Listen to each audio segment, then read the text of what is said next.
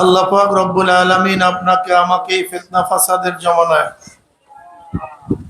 যখন তাম দুনিয়ার থেকে ইসলাম মুসলমানদেরকে মিটিয়ে দেওয়ার ষড়যন্ত্র চলতেছে, তাম দুনিয়ার মধ্যে ইসলাম মুসলমান থাকবে কি থাকবে না এই প্রশ্নের সৃষ্টি হয়েছে। যে জমানায় মানুষ নেকের কাজ ছাড়তেছে, গুনার কাজ ধরতেছে, শুধু গুনার কাজ ধরেই না বরং গুনার কাজে প্রতিযোগিতা শুরু করছে, কে কার আগে জাহান্নামে যাবে। সবাই বলে নাউযুবিল্লাহ। যে জীবনে মানুষ নেকের কাজে আশ্চর্য হয়, গুনার কাজে স্বাভাবিক থাকে, যে জীবনে মুসলমান ইসলামকে পছন্দ করে না বরং নামধারী মুসলমান ইসলামের সবচেয়ে বড় দুশ্মন হয়ে গেছে। যে জমানায় শিরক বিদআতকে ইবাদত মনে করে, শিরক বিদআতকে ইবাদত মনে করে, কবর পূজা, ব্যক্তি পূজাগুলি শিরক বিদআত, কিন্তু দাবি করে আমি মারিফাতের লোক, আমি ইলমে বাতিন, ইলমে তাসাউফের লোক, করে শিরক বিদআত, দাবি করে আবেদ। আবার একদল লোক যা শিরক বিদআত না তাকে শিরক বিদআত মনে করে। যেমন কিছু সংখ্যক লোক মাযহাব মানা, ইমাম মানাকে শিরক বলে, বেদাত বলে, অথচ এগুলি খুবই জরুরি। গভীর এলেম যাদের নাই, গভীর এলেম যাদের নাই, তারা মাযহাব মানা ব্যতীত, ইমাম মানা ব্যতীত জান্নাতে যাওয়ার কোনো সুরাতই নেই। আমি কথাটা বোঝাতে পারিনি। আমি কি শর্ত করছি? গভীর এলেম। কি এলেম? গভীর এলেম বলতে মুস্তাহিদ, মুস্তানবিদ পর্যায়ে। ইমাম আজম আবু হানিফা রাহমাতুল্লাহ আলাইহির পর্যায়ের লোক, ইমাম মালিক রাহমাতুল্লাহ আলাইহির পর্যায়ের লোক, ইমাম শাফি, ইমাম আহমদ হাম্বল রাহমাতুল্লাহ আলাইহির পর্যায়ের লোক, ইমাম বুখারী, ইমাম মুসলিম রাহমাতুল্লাহ আলাইহি, ইমাম তিরমিজি রাহমাতুল্লাহ আলাইহি, অর্থাৎ মুস্তাহিদ, মুস্তানবিদ পর্যায়ের গভীর এলেম যাদের নাই, এমন ব্যক্তিরা কোন ব্যক্তির অনুসরণ, অনুকরণ ব্যতীত জান্নাতে যাওয়ার কোন রাস্তা নাই। এর কারণটা কি ভাই? দেখেন আজকে এই মাজলিস কেন করছি? এই মাজলিসটার উদ্দেশ্য একটা মাদ্রাসা। এটা একটা মাদ্রাসা। মাদ্রাসা মানে যায় দর্স, যেখানে দর্স দেয়া হয়। কি দেয়া হয়? মাদ্রাসা মানে যায় দর্স, যেখানে কি দেওয়া হয়? দর্স দেয়া হয়। মাদ্রাসা দুই ধরনের, একটা স্থায়ী মাদ্রাসা, অস্থায়ী মাদ্রাসা। স্থায়ী মাদ্রাসায় 24 ঘন্টা ছাত্ররা থাকে, ওস্তাদরা থাকে, 24 ঘন্টা দর্স দেয়, একটা কানুনের মধ্যে থাকে। কথা ঠিক না? এই সময় ঘুমাবা, এই সময় খাওয়াবা, এই সময় পড়বা, এই সময় নামাজ পড়বা, 24 ঘন্টা নিজামুল আওকাত। কি কথা ঠিক না? এইটা হলো অস্থায়ী মাদ্রাসা। সেই আসরের পর থেকে বয়ান শুরু। কিসের বয়ান করছে? কি নসিহাতটা কি ভাই? জান্নাত এই পথে, জাহান্নাম এই পথে, এইটা হালাল, এইটা হারাম, এইটা সুন্নাত, এইটা ওয়াজিব, আল্লাহর পথে চলতে হবে, কেন চলতে হবে, লাভ কি, আল্লাহর পথে না চললে লসটা কি। ঠিক না ভাই? এখানে কিভাবে ব্যবসা করবেন, বাণিজ্য করবেন, ধনী হবেন, বিল্ডিং বানাবেন, এই প্রশিক্ষণ এখানে দেওয়া হয় নাই। এখানে কিভাবে মেম্বার হবেন, চেয়ারম্যান হবে, এই সমস্ত কথা বলা হয় নাই। এই আসরের পর থেকে এই পর্যন্ত আপনাদের কি নসিহত শোনানো হয়েছে? ভাই নেকের কাজ করো, গুনার কাজ ছাড়ো, আল্লাহকে রাজি করে মাওলার জান্নাতে যাবে। কথা ঠিক না? এটা ব্রাহ্মণ মাদ্রাসা।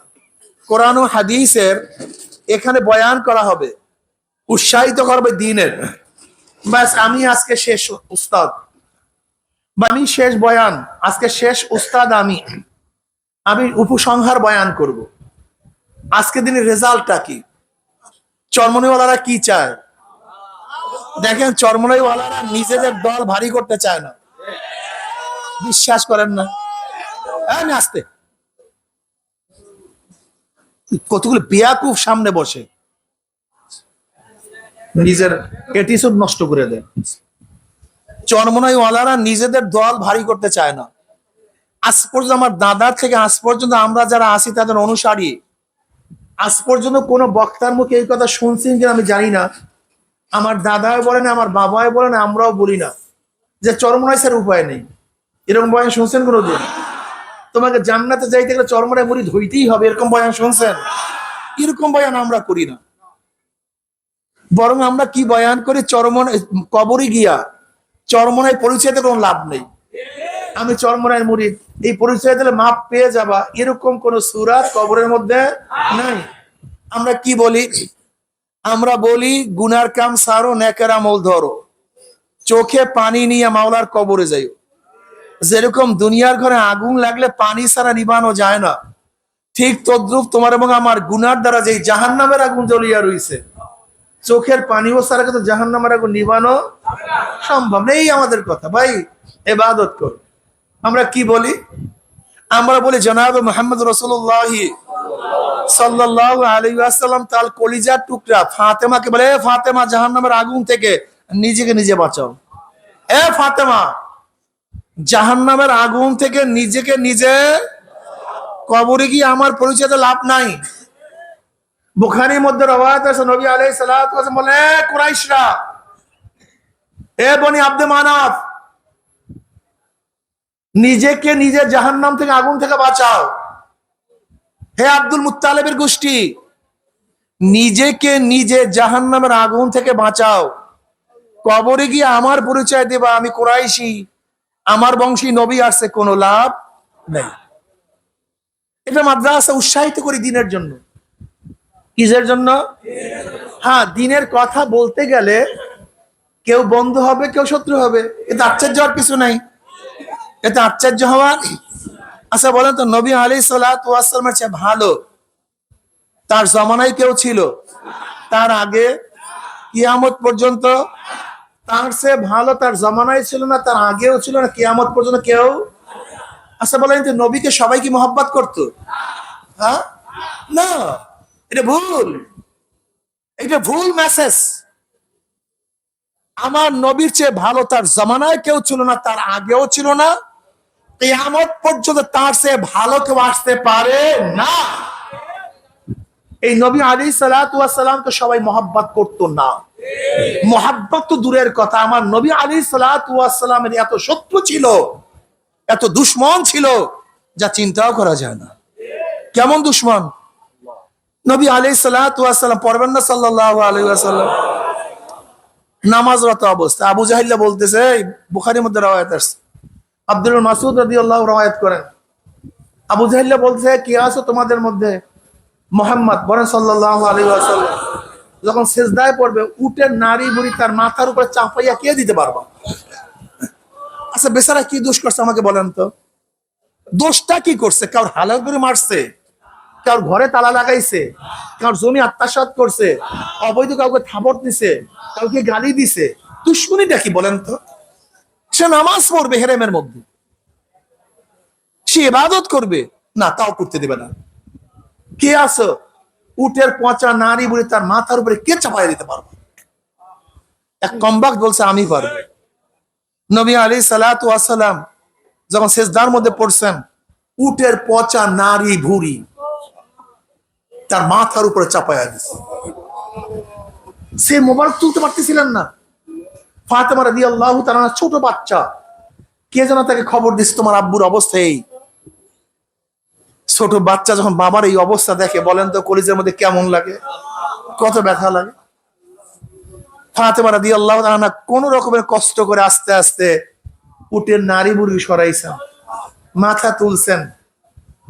নবী আলাইহিস সালাতু ওয়াস সালাম এই জালেমদের বিরুদ্ধে আল্লাহর কাছে বলেন, আল্লাহ, ও মাওলা, অমুককে তুমি, অমুককে তুমি, অমুককে তুমি। যাদের বিরুদ্ধে নবী আলাইহিস সালাতু ওয়াস সালাম বরদোয়া করছেন, রাবি বলেন,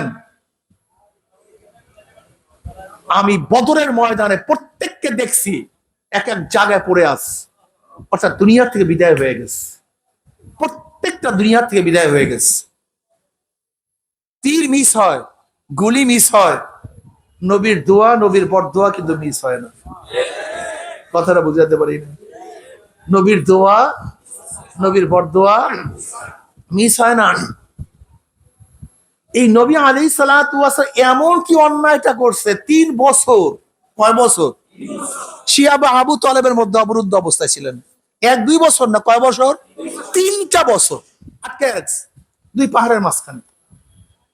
কেউ কথা বলে না, এক গ্লাস পানি কেউ দেয় না, কেউ খাদ্য দেয় না, কেউ কথা বলে না, এমনকি কেউ খাদ্য দিতে গেলে তাকেও বয়কট করা হয়। তাদের সাথে সাহাবারা ছিলেন, মহিলারাও ছিলেন, মহিলাদের সাথে বাচ্চারাও ছিল। খানা নাই, পানি নাই, না খেতে খেতে মাদের স্তন্য শুকায়। মুসলমান ভালো মতো শুনো, ইসলাম কি জিনিস, ইসলাম কাকে বলা হয়। মাদের স্তন্য শুকায় গেছে, বাচ্চারা বুকের মধ্যে টান দেয়, খাদ্য নাই, ঠাট্টা মারিয়া চিল্লান দেয়, বাচ্চাগুলি শুকায় গেছে, হাড্ডি সার হয়ে গেছে, ইমান ছাড়ে নাই, ইমান ছাড়ে নাই। ওই মহিলাগুলি সেখান থেকে ভাগে নাই, ইমান ছাড়ে নাই। আর তোমার আমার অবস্থাটা কি বলো তো? সামান্য পরীক্ষায় পড়লি ইমানটাকে আগে বলি দিই, সামান্য পরীক্ষায় পড়লি ইসলামটাকে বলি দিই। আমি বিশ্বাস করি, আমি বিশ্বাস করি সাহাবায়ে কেরাম রিদওয়ানুল্লাহি তাআলা আলাইহিম আজমাইন যেই পরিমাণের গরীব ছিলেন, ক্ষুধার্ত ছিলেন, গোটা বাংলাদেশের মধ্যে, গোটা বাংলাদেশের মধ্যে তাদের মতো একজন গরিবও পাওয়া যাবে না। আম্মা জান আয়েশা সিদ্দিকা রাদিয়াল্লাহু তাআলা আনহা ফরমান, নবীর ঘরে কখনো কখনো 1 মাস পর্যন্ত আগুন জ্বলতো না। 1 মাস পর্যন্ত আগুন জ্বলতো না। আলিউল মুর্তজার, এই ধনীরা, গরিবেরা ভালো মতো বুঝো, একটু পরীক্ষায় পড়লে ইমানটাকে শেষ করো। আলী রাদিয়াল্লাহু ফরমান, হে গোটা দুনিয়ার মানুষ, নবী আলাইহিস সালাতু ওয়াস সালামের কলিজার টুকরা ফাতেমার ঘটনা শুনো। ফাতেমা, নবী আলাইহিস সালাতু ওয়াস সালামের কলিজার টুকরা, টুকরা ফাতেমার ঘটনা শোনো। ফাতেমা পানির মস্ক টানতে টানতে, পানির মস্ক টানতে টানতে কাঁধের মধ্যে রশির দাঁত পড়িয়া গেছে। ফাতেমার ঘটনা শোনো। আটার চাক্কি ঘুরাতে ঘুরাতে হাতের মধ্যে ঠোস পড়িয়া গেছে। ফাতেমা এবং আমার বিছানার চাদর ছিল একটা, কয়টা? ওই একটা বিছানায় দুইজনে ঘুমাইতাম। ফাতেমার আর আমার একটা বিছানা ছিল, বাস এইভাবে রাখো, একটা বিছানা। কয়টা? ওই একটা বিছানায় দুইজনে ঘুমাতাম। একটা ছাগলের চামড়ার বিছানা। কিসের? ছাগলের চামড়া, এই বিছানা। আবার দিনের বেলায় সেই বিছানার উপরে জানোয়ারদের খাদ্য দিতাম। এই বিছানায় ঘুমাইতাম, এই বিছানায় ঘুমাইতাম, এই বিছানায় রাত দিনের বেলায় বকরিদেরকে, জানোয়ারদেরকে, ভেড়াদেরকে, দুম্বাদেরকে খাদ্য দিতাম। আবার রাত্রে ওই বিছানায় ঘুমাইতাম।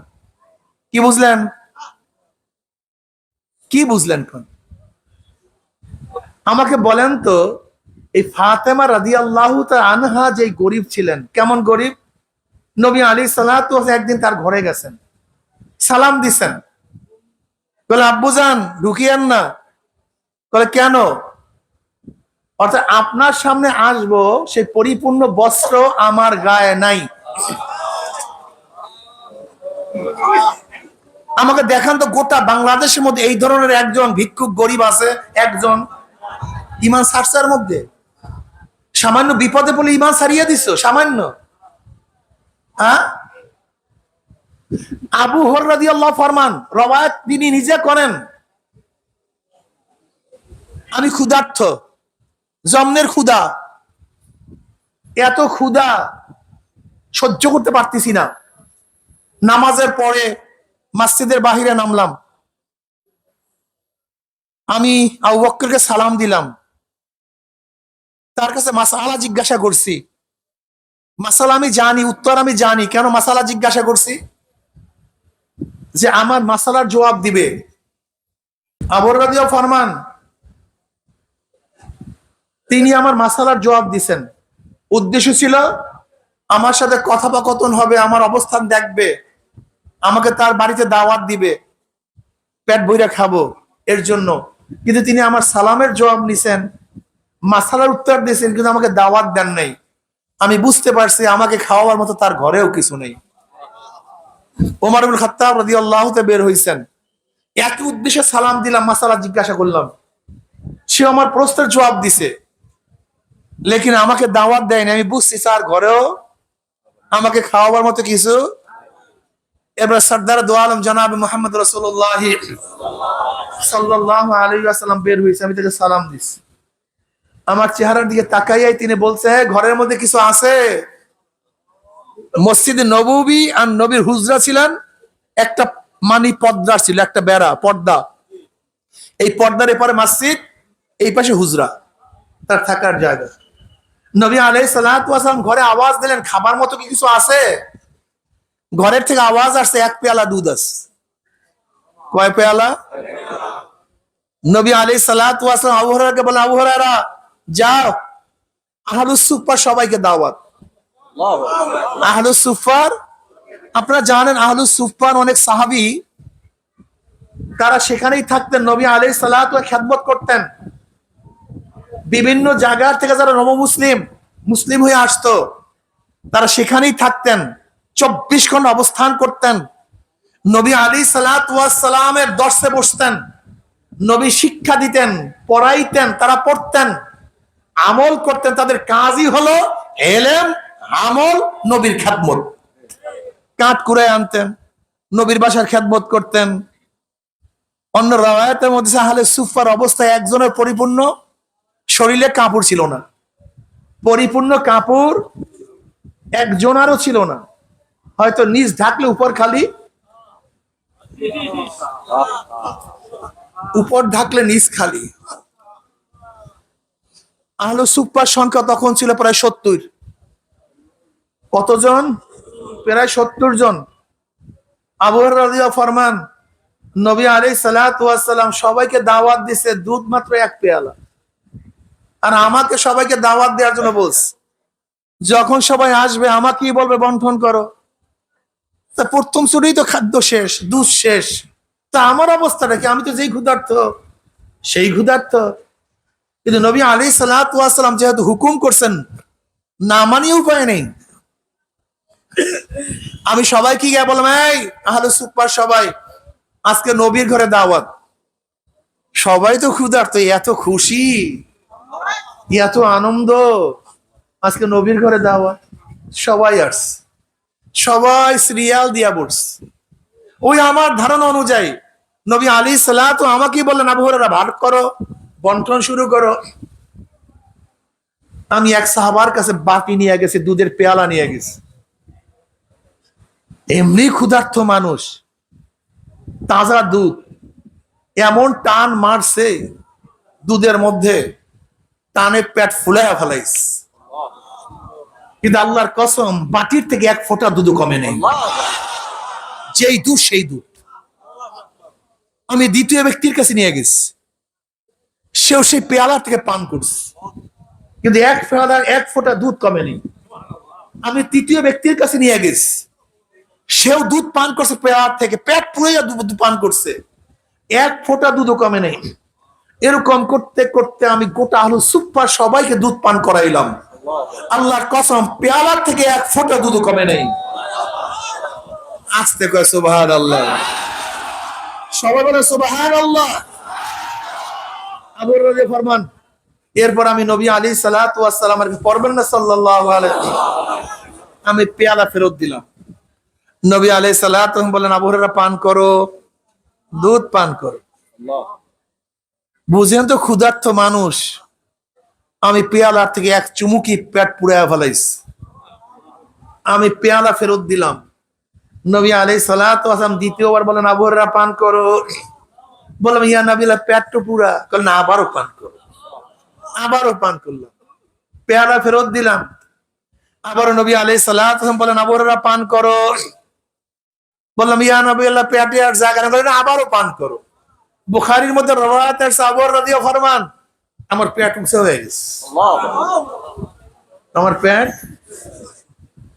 তৃতীয়বার পান করলাম, পেয়ালা ফেরত দিলাম। আল্লাহর কসম, সেই পেয়ালার থেকে এক ফোঁটা দুধ কমে নেই। এরপর নবী আলাইহিস সালাতু ওয়াস সালাম দুধ পান করলেন। বলেন তো, আজকে যদি এই 1000 ভাগের 1 ভাগ পরীক্ষা আমাদের উপর আসতো, কি অবস্থা?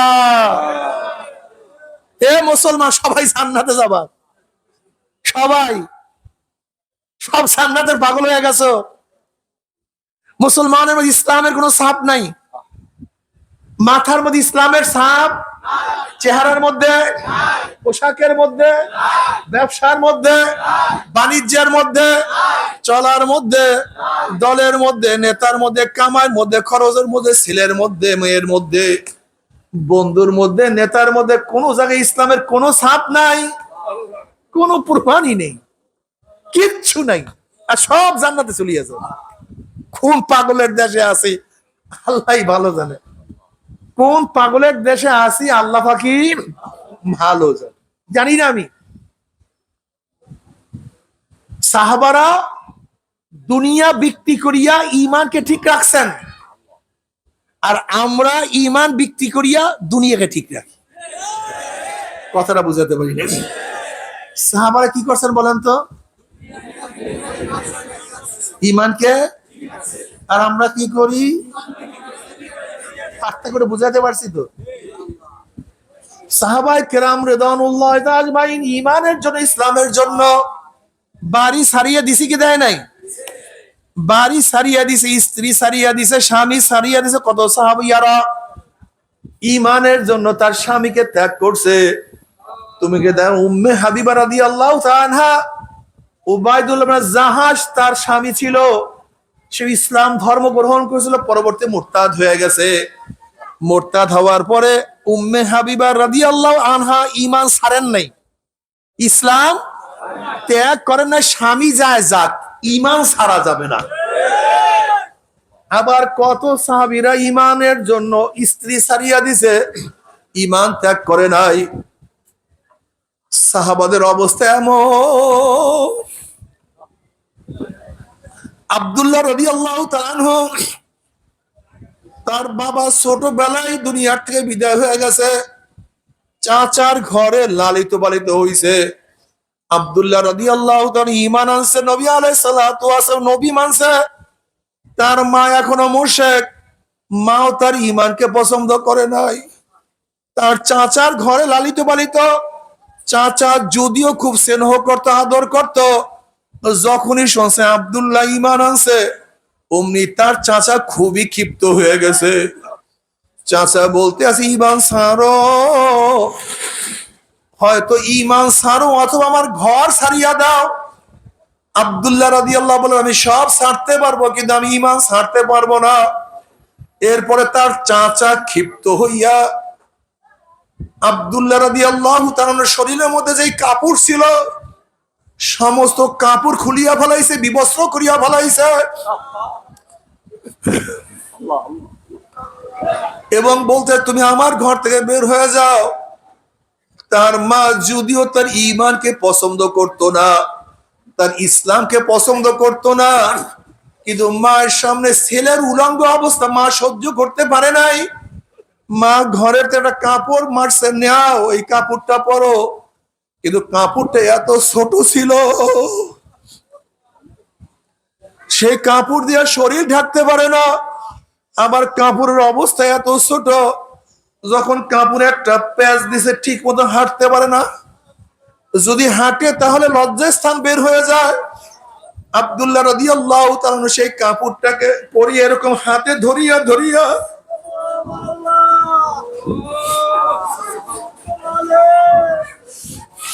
হাতে এরকম ধরিয়া ধরিয়া সোজা নবীর দরবারে হাজির।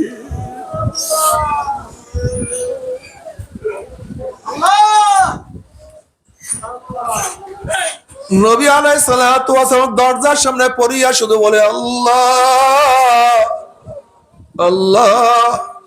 আব্দুল্লাহ থরথর থরথর হয়ে কাঁপে, শীতে শরীরের মধ্যে কোনো বস্ত্র নাই, শুধু ছোট্ট একটা কাপড় যা সবসময় হাত ধরিয়া থাকতে হয়। নবী আলাইহিস সালাতু ওয়াস সালাম বলেন কে? আব্দুল্লাহ বলে আমি আব্দুল্লাহ। বলে আব্দুল্লাহ কে? বলে ইয়া নবী আল্লাহ আপনি কি জানেন না আব্দুল্লাহ কে? যে আব্দুল্লাহ ঈমান আনার কারণে, আপনার নবুয়তি মানার কারণে, আপনাকে নবী মানার কারণে তার চাচা ঘরের থেকে উলঙ্গ অবস্থায় বের করিয়া দিছে। যে আব্দুল্লাহ শরীরে কোনো কাপড় নাই, আব্দুল্লাহ থর থর করে কাঁপতে আছে শীতের যন্ত্রণায়, সেই আব্দুল্লাহ নবী আলাইহিস সালাতু ওয়াস সালাম আব্দুল্লাহ রে তুই দরজার সামনে কি করো? ইয়া নবী আল্লাহ, ইয়া রাসূলুল্লাহ, আমার যতই কষ্ট হয় না কেন, আমার শরীরের মধ্যে যতই শীত লাগুক না কেন, আমার যতই কষ্ট হোক না কেন, আব্দুল্লাহ আপনার দরজা আপনার দিকে তাকাই আছে, কখন আপনি বের হবেন আপনার চেহারা দিকে আব্দুল্লাহ তাকাইবে, তার কলিজাটা ঠান্ডা হয়ে যাবে।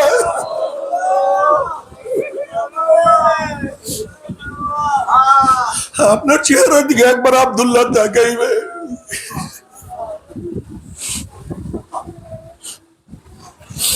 আপনাকে আব্দুল্লাহ দেখবে, কখন বের হবে সেই অপেক্ষা আব্দুল্লাহ সবসময় আপনার দরজার সামনে থাকে।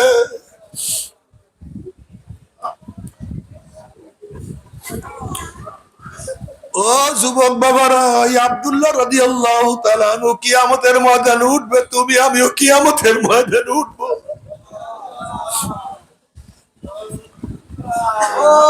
ও পর্দালে মা বোনেরা, ও আমার মা বোনেরা, এই মাত্র যে হাদিস শুনাইলাম, শিয়া বা আবু তালেবের মধ্যে কত আমার মা বোনেরা না খাইতে খাইতে না খাইতে খাইতে তাদের স্তন্য শুকাইয়া বলাইছে, বাচ্চাগুলি না খাইয়া হাড্ডি বের হয়ে গেছে, যেরকম ফিলিস্তিনি বাচ্চাদের হাড্ডি বের হয়ে গেছে।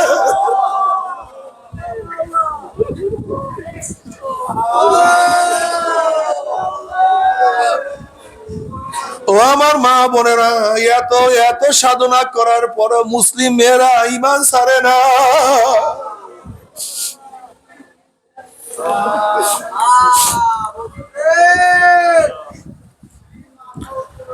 সুমাইয়া রাদিয়াল্লাহু আনহা কে অবস্থাটা কি হয়েছে তোমরা সবাই জানো।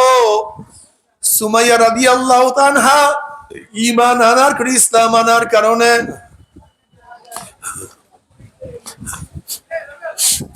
আবু জাহিল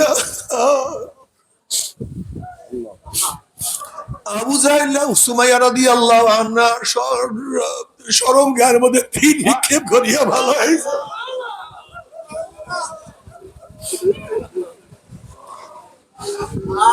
ইসলামের জগতে প্রথম শহীদ হয়েছে সুমাইয়া রাদিয়াল্লাহু আনহা।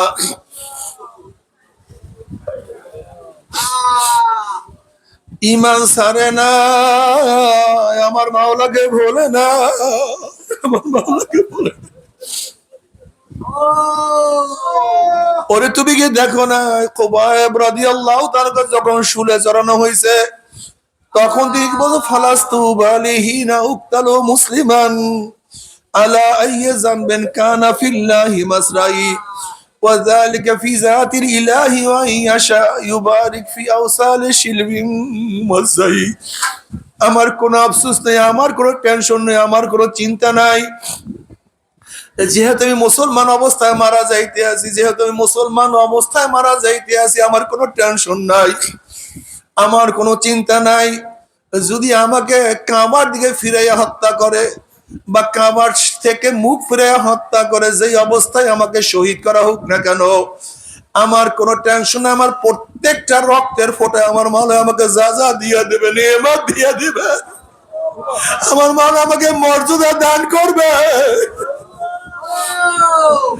ফালাস্তু বালিহিনা উক্তালু মুসলিমান, যেহেতু মুসলমান অবস্থায় মারা যায়, আমার কোনো টেনশন নাই, কোনো চিন্তা নাই। যেহেতু তারা মুসলমান অবস্থায় মারা গেলে কোনো টেনশন ছিল না। আর তুমি আমি সারাদিন দুনিয়ায় দোকান, এই টাকা, এই পয়সা, এই চাকরি, নৌকারি,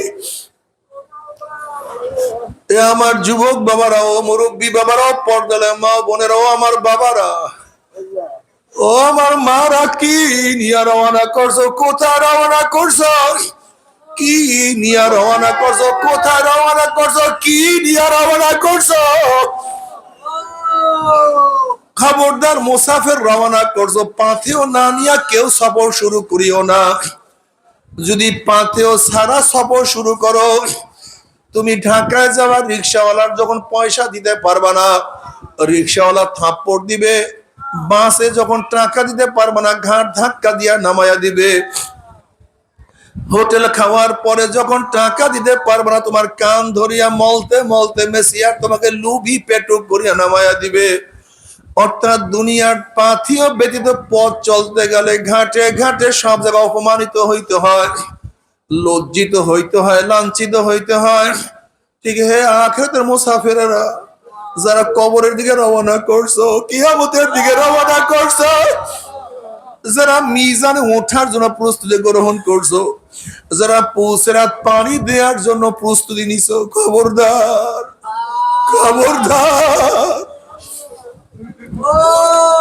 খবরদার, পাথেয় সংগ্রহ না করিয়া কেউ সফর করিও না, কেউ পথ চলিও না।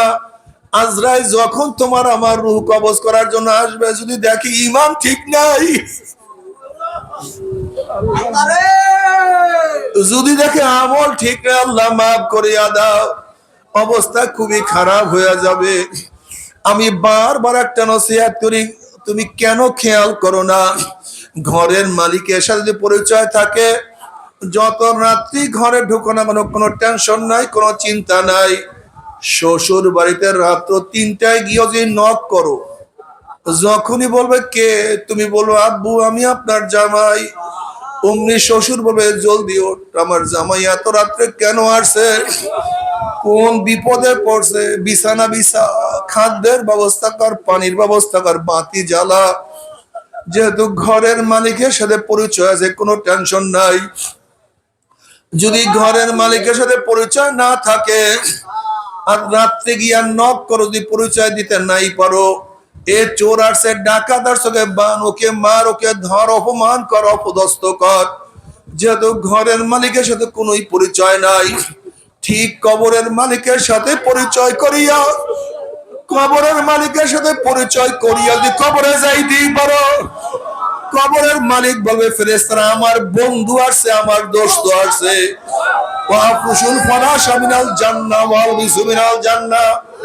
আমার বন্ধুর গার মধ্যে জান্নাতের পোশাক লাগাইয়া দে, জান্নাতের বিছানা বিছাইয়া দে, জান্নাতের নাজ নেমে মাঝে গোটা কবরটা ভরিয়া দে, গোটা কবরটা নূরে ভরিয়া দে, আলোতে ভরিয়া দে। যেহেতু বন্ধুর সাথে পরিচয় আছে, বন্ধুর কবরে গেছে, কোনো খবর নাই, কোনো টেনশন নাই।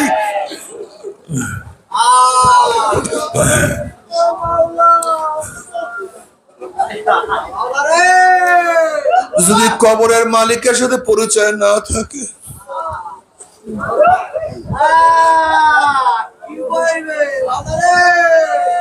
যদি কবরের মালিকের সাথে পরিচয় না করিয়া মাওলার কবরে যাও, কবরের মালিক বল ফেরেশতারে আমার দুশমন, আমার শত্রু, ওর সাথে আমার কোনোই সম্পর্ক নাই। এই ফেরেশতারা কবরের মধ্যে আগুন ধরাইয়া দে, অমনি কবরটা হুফরাতু মিন হুফারাইন নার, একটা জাহান্নামের কুয়া হইয়া যাবে। আল্লাহ ডাক দিয়া কবরের মাঠে, ওর সাথে আমার কোনো সম্পর্ক নাই, চাপ দে। অমনি চাপে ছেড়ে এক পাঁজরে হাড্ডি আর এক পাঁজরে লাগাইয়া ফেলাইবে। এ সাপ আমার দুশমন আছে, জড়াইয়া দাও। অমনি গোটা কবরটা সাপে ভরিয়া যাবে। আল্লাহ সবাইকে মাফ করিয়া দাও।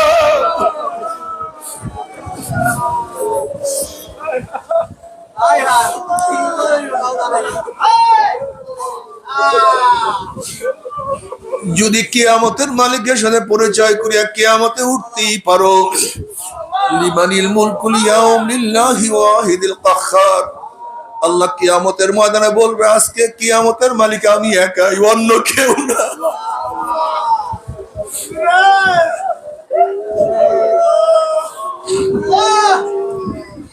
ও বাবারা শোনো, রাতে শুইয়া শুইয়া চিন্তা করিও, ও আমার মারা, ও আমার মারা, একটু শোনো, রাতে শুইয়া শুইয়া চিন্তা করিও।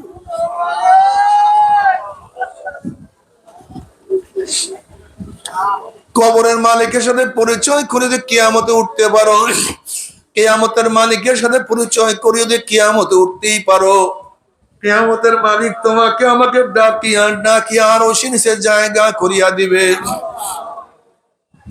কিয়ামতের মালিক তোমাকে আমাকে নেকের পাল্লা ওজন করিয়া দিবে। ওয়া ইন মিনকুম ইল্লা ওয়ারিদুহা কানা আলা রাব্বিকা হাতমান মাকদিয়া। সুম্মা নুনাজ্জিল্লাযীনা তাকাও ওয়া নাযারুল যালিমিনা ফিহা জিসিয়া। পুসরাতের মালিক তোমাকে আমাকে পুসরাত পাড়ি দিয়া তোমাকে আমাকে জান্নাতের ব্যবস্থা করিয়া দিবে। আল্লাহ সবার জন্য কবুল করিয়া নাও। খোদা না খাস্তা যদি কিয়ামতের মালিকের সাথে পরিচয় না করিয়া কিয়ামতে উঠো, অমনি কিয়ামতের মালিক ধাক্কা দিয়া সূর্যের গরমের নিচে ফালাইয়া দিবে।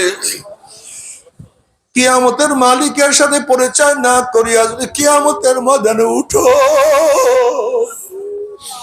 নাফরমানের ঘাম হাঁটু পরিমাণে হইয়া যাবে। কোন কোন নাফরমানের ঘাম কোমর পর্যন্ত, কোন কোন নাফরমান ঘামের মধ্যে সাঁতরে যাবে।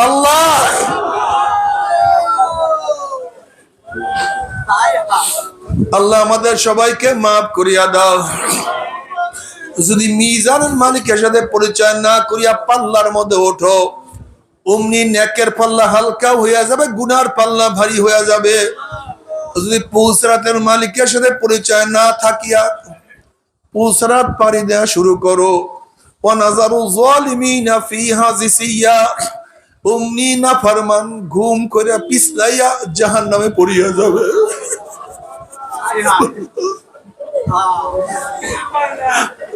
যখনই জাহান্নামে পড়িয়া যাবে,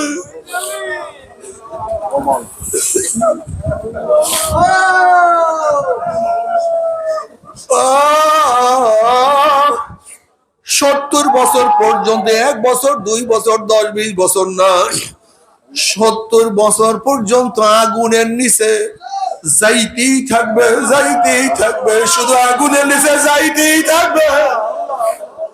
ডাইনে আগুন, নামে আগুন, উপরে আগুন, নিচে আগুন। আল্লাহ সবাইকে মাফ করিয়া দে,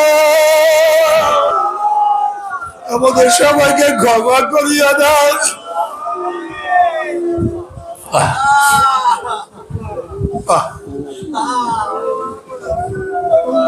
বলে জাহান্নামের ভয় কত পাথর কানতে কানতে নহর জারি কইয়া ফেলাইছে। মুসা আলাইহিস সালাতু ওয়াস সালাম একদিন এক জায়গা থেকে রওনা করছে, দেখে একটা পাথর কান্দে। নবী মুসা আলাইহিস সালাতু বলেন, পাথর কেন কান্দো? বলে, আল্লাহ নবী মুসা, আল্লাহ পাক জাহান্নামকে মানুষ এবং পাথর দিয়া জ্বালাইবে, ওয়াকুদুহান নাস ওয়াল হিজারা। ওই জাহান্নামের ভয়ে কান্দি, একটু দোয়া করেন না আল্লাহর কাছে, মাওলা আমাকে মাফ করিয়া দেয়। মুসা আলাইহিস সালাতু দোয়া করলেন, মাওলা একটা পাথর কান্দে, মাফ করিয়া দাও না। আল্লাহ বললেন, সুসংবাদ জানাইয়া দাও, মাফ করিয়া দিলাম। অনেকদিন পরে মুসা আলাইহিস সালাতু ওয়াস সালাম সেখানে আসার পরে দেখে পাথর বড় কান্দে। নবী মুসা আলাইহিস সালাতু ওয়াস সালাম ধমক দিয়া প্রশ্ন, পাথর তুই আমার কথা বিশ্বাস কর নাই, মাওলা তোকে মাফ করিয়া দিছে। এবার পাথর বলছে, আল্লাহ নবী মুসা, নবীরা কোনোদিন মিথ্যা কথা বলতে পারে না, আল্লাহ আমাকে মাফ করছে বিশ্বাস করে, তাহলে আবারও কেন কান্দো? এবার পাথর বলে, আল্লাহ নবী মুসা, যদি আমি না কান্দতাম আমার দিকে আপনার লক্ষ্য করতেন না, দোয়াও করতেন না, আর আপনি দোয়া না করলে হয়তো মাওলা আমাকে মাফও করতো না। যেই কান্নার উসিলা মাওলা আমাকে মাফ করিয়া দিছে, ওই কান্না আমি আর কোনোদিনও ছাড়বো না। বাবারে, তুমি কি দেখো না আল্লাহর ওলিরা কানতে কানতে মাওলার কবরে চলিয়া গেছে।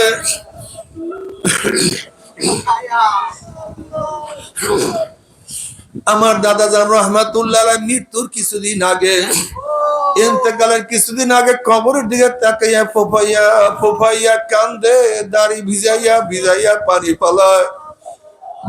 আর মাওলার কাছে বলে, মাওলা রে, মাবুদ রে, মালিক রে, যদি তুমি আমাকে মাপ নাই করে অন্ধকার কবরে আমি একা কেমনে থাকবো রে?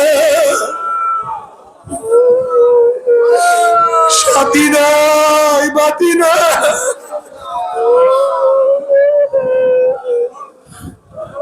আব্বাজান রহমাতুল্লাহ আলাইহিকে যারা দেখছো, সারা জিন্দেগি কাঁদতে কাঁদতে মাওলার কবরে চলিয়া গেছে। একবার বারডেম হসপিটালে আব্বাকে দেখার জন্য রুমের মধ্যে ঢুকলাম, রুমের মধ্যে কেউ নাই। আমি ঢুকিয়া যখনই কাছে গেছি, আব্বাজান রহমাতুল্লাহ আলাইহি আমার হাতখানা খপ করে ধরছে, ধরিয়া বলে, ফয়েজ মাওলা কি আমাকে মাফ করবি নি?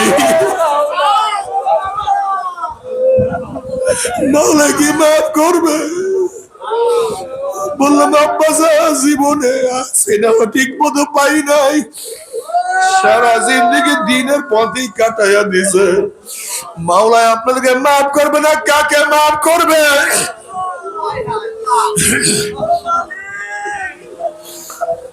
যারা দিনের উপরে থাকার পরে মাওলাকে এত ভয় করতেন, অথচ তুমি আমি সারাদিন গুনার মধ্যে ডুবান্ত, নামাজ নাই, রোজা নাই, পর্দা নাই, জেনার মধ্যে লিপ্ত, সুদের মধ্যে লিপ্ত, ঘুষের মধ্যে লিপ্ত,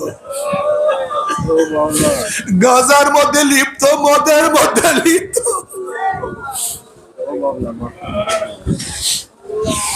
সারাদিন হারাম কবিরার মধ্যে লিপ্ত, এর মধ্যে চোখের মধ্যে পানি নাই, মাওলার ভয় নাই। অথচ নবী আলাইহিস সালাতু ওয়াস সালাম বলেন, এ আমার উম্মতরা কান্দো, উম্মত কান্দো, কান্দো, কান্না না আসলে মুখটাকে বেকা তারা করিয়া, মুখটাকে বেকা তারা করে মাওলা রে, আমার মাওলা রে আল্লাহ।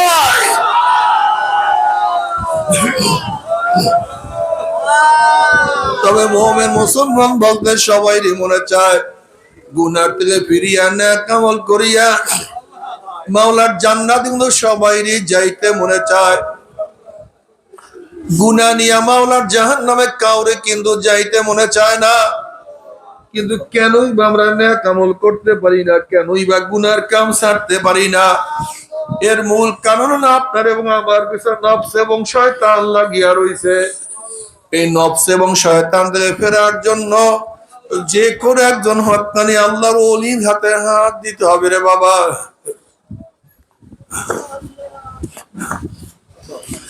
খবরদার, বর্তমান পীর মুরিদের নামে ভেজাল, ব্যবসা, দলাদলি, হিংসা, হাসাদে পরিণত হয়ে গেছে। সমস্ত আল্লাহর ওলি একমত, যেই পীরের 5 জন মুরিদের মধ্যে কমপক্ষে 3 জনকে দেখবেন আলহামদুলিল্লাহ সুন্নাত মুআফিক আমল আখলাক মজবুত হয়ে যাইতে আছে।